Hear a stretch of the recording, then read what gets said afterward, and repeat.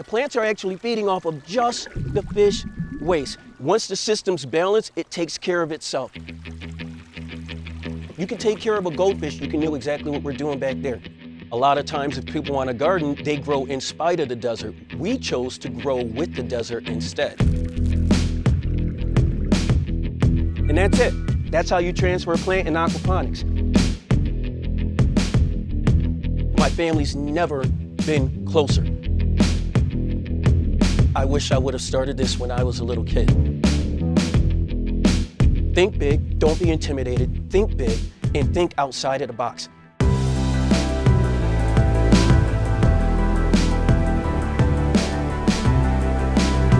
The beauty to hydroponics is you can actually use the earth itself to help you grow your system. My name is Charles Collins, and I'm a sustainable gardener.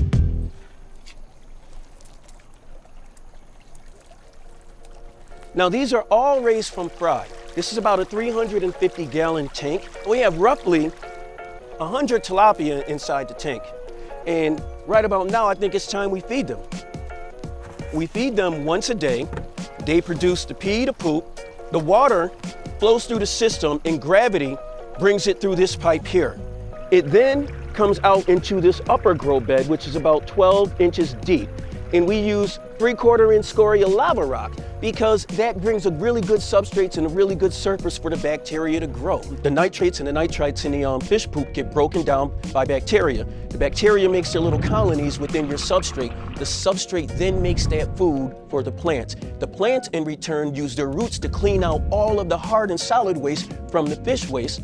It goes through your entire system and gets put right back into the fish tank fresh and clean. As the water makes its way through the first grow bed, it then comes out into the second grow bed. The plants are actually feeding off of just the fish waste. The nitrogen gets broken down, which is what the plants are actually eating. Once the system's balanced, it takes care of itself.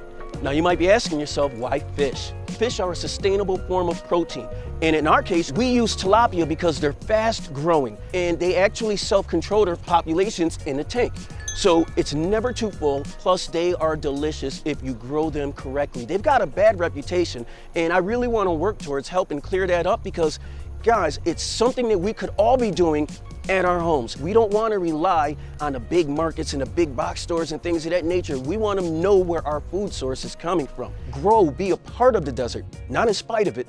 All right? Granted, that's an ostentatious pool back there. That's really, really big, and it kind of goes against everything we're doing, but before we started gardening, we kind of lived in the desert and we wanted a pool. So although we have the pool, that's not even the focal point of our property anymore. You all right, guys? Yeah? You okay? Hey, Kevin. Before you say, okay, how can you be best friends with a pig? Have you ever hung out with a pig? All right, now hang out with a pig and then come back to me. All right, and we'll discuss it because pigs rock.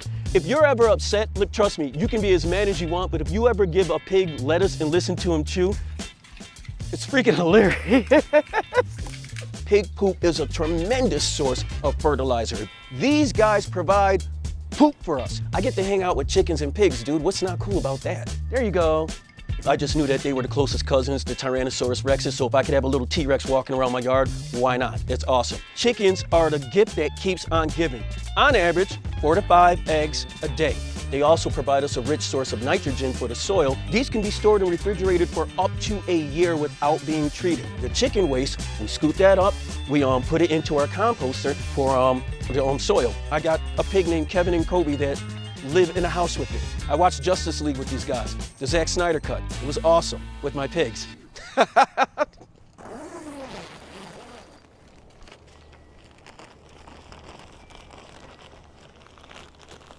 Now, first off, you'll notice that we have a greenhouse here. Why have a greenhouse? Well, we have fruiting vegetables, fruiting plants, and they've been fruiting throughout the entire winter. Most of these plants are about 2 years old, or they're clones from plants that were 2 or 3 years old. We have a variety of peppers, which are prolific growers in the desert. We have our ghost pepper right here. We have Thai peppers, chili peppers, long peppers in here. These are Ukrainian peppers right here. These are shishito peppers, and right there we have a dwarf bell pepper plant. The idea is you have a limited amount of space, so you don't want to grow really, really big fruit. The beauty to hydroponics is you can actually use the earth itself to help you grow your system. We're using a modified flood and drain system with fabric pots because it makes it easier for the plant's roots to breathe. We've also incorporated a buried reservoir system. That way the water stays at a nominal temperature between 70 and 74 degrees. Now, if you take a look at our growing substrate, we use hydroton, which are the clay balls, and we also use a mixture of cocoa coir, which is basically the hair from a cocoa plant. Leave the rest to nature and you're good to go. I wish I would have started this when I was a little kid. Every day I wake up and I'm like, I wish I would have just done this earlier. It's giving me a new perspective on just my life, a new perspective on health. My family's never been closer. This is my boy Malik, this is my little girl Charlie, and this is my son Davon. We work together as a family. My daughter takes care of the chickens, she takes care of the pigs. My son has basically planted almost everything that you see over there. He actually built this entire enclosure over here. Without them, I'd be nothing. With them, I am everything. So thank you guys. The best part of all of this is absolutely giving back. We want to give back in every way that we can. I want to have one of these in every single yard. You know, when you leave this world, man, you leave people with memories. And I want them to remember that I never gave up on them. I never wanted them to give up on each other. And that, like, literally we can make a difference. It's time for us to transfer some plants out here. We're going to take some starters right here, and we are going to set them into the aquaponics rig. This is a handy tool that I use. I'm really giving you guys a tip right here because no one knows about this. It's a piece of PVC, and when you're going to use it to move lava rocks, reach inside, move these lava rocks out the way. Now, here's the beauty to aquaponics. There's no soil, guys. There's no soil whatsoever. And now we are going to take a squash that my wife started. We're going to set it inside. We're going to take that PVC, we're going to pull it out, and that's it. That's how you transfer a plant in aquaponics. This all started because we had a power issue in our house, and it cost an awful lot of money to get the wiring and everything else fixed. The fear with me was we had fish, we had plants, and they relied on a steady power source. If not, they could just die. Really set my mind to thinking, how can I possibly prevent this from ever happening? Use the power of the sun. This is an 800-watt 4-panel power station. We draw about 4,600 watts a day, which is about 4.6 kilowatts a day. Now, the average household uses about 120 to 126 kilowatts a month. So this tiny little power pack system right here could actually power our house if we wanted it to. You're also going to need to be able to conserve that energy during the night. That's where a battery bank comes into play. Now, a lot of people get solar and they're grid tied. What people don't realize is when the power goes out, your power's still out even if you have solar. So we chose to do an off-grid method to where we actually store our power so we have it in reserve when we need it. It just offers you so much of a sense of freedom that you really aren't aware of until you do it. I was so bad when we first started, I couldn't grow old in an old folks' home. I'm not even kidding, man. We were just awful gardeners. So the first thing that we actually successfully grew was basil. Got it from Lowe's, of course. Lowe's or Home Depot. Because we were nervous, we were scared. And we got traditional gardening, in-ground gardening. We did that for 2 years. We got pretty decent at that. And then I started looking into hydroponics. We ended up getting a cheap hydroponics rig for $50 off of Facebook Market. None of the crap worked on it, but it gave me an idea of how the systems work. Fast forward a month after that, I built my first hydroponic system. Fast forward 6 months after that, we started growing things from seed. Everything you see here, except for the ornamental plants, is all from seed. Plant that first seed. Like literally, depending on what you want to do, I would always recommend start with traditional gardening. I mean, a good test if you actually want to garden or not are mung beans and quick sprouting plants. Because if you can't change the water out 3 times a day, maybe gardening is not for you. It's so easy, and it's a super green. It's a super green, it's so healthy for you. If you actually want to do it, and you got that spark in you, just take that first step. Literally take that first step. You don't have to do it on a large scale. Like I said, not even an estate, not even a huge yard, not even a patio. I just showed you how to do it on a countertop. If you can grow a basil plant in a cup on your kitchen counter, or in your windowsill, you can do everything that we're doing back there. Don't be intimidated, think big, and think outside of the box. What's up, y'all? Little bit of onion action going on over here. I know a lot of people mistake them for leeks, but they're not. These are actually scrap onions. We got these from the grocery store. I think these are 2 or 3 years old now. They've been transferred from traditional gardening to hydroponics, and now they have their final spot in the aquaponics garden. We have some tatsoi over here, Asian cabbage, and this is very, very, very delicious. We also have the super green kale. My wife likes to make her little kale shakes, and you know, her green shakes, her smoothies.